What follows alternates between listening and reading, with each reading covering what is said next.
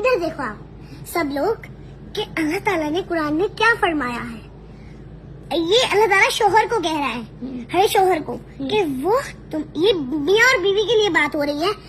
اللہ تعالیٰ اس کو کہہ رہا ہے شوہر کو کہ وہ تمہارے لیے لباس ہے. یہ بیوی کی بات چل رہی ہے.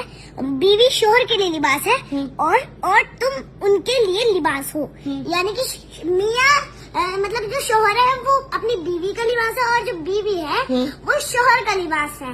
اب آپ دیکھیے کتنا بڑا رشتہ ہے. اور ایک دیکھیے, مان لیجیے گرمی ہوئی ہے, گرمی میں ہم کاٹن پہنتے تو ہے نا کپڑے, کوئی لباس ہم پہنتے تو ہے نا, چاہے کیسا بھی موسم ہو, برسات ہو اور بھائی گرمی ہو سردی ہو, کپڑے تو پہنتے ہیں. چاہے ہم سردیوں میں اوپر سے کوٹ جرسی وغیرہ سب کچھ پہن لیتے ہیں, پر اندر کا لباس تو اندر کا لباس ہے نا.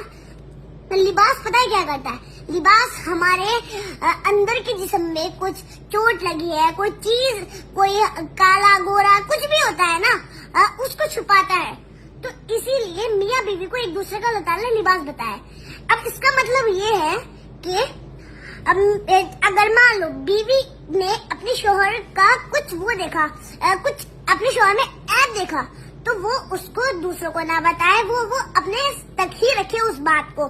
اور اگر شوہر نے کچھ بیوی کا عیب دیکھا تو وہ بھی اپنے تک ہی رکھے اس بات کو دوسروں تک نہ پہنچائے, کیونکہ میاں بیوی کی بھی کچھ پرسنل بات ہوتی ہے. اور جو لوگ میاں بیوی کے رشتے کو ٹوٹوانے چاہتے ہیں, ایسا مت کیجیے. دنیا شروع ہی میاں بیوی کے رشتے سے ہوئی ہے, تو ہم کون ہوتے ہیں اس رشتے کو ٹوٹوانے والے؟ کہ اللہ تعالیٰ نے جس رشتے کو دنیا ہی اس سے شروع کی, تو ہم تھوڑی اس رشتے کو ٹوٹوا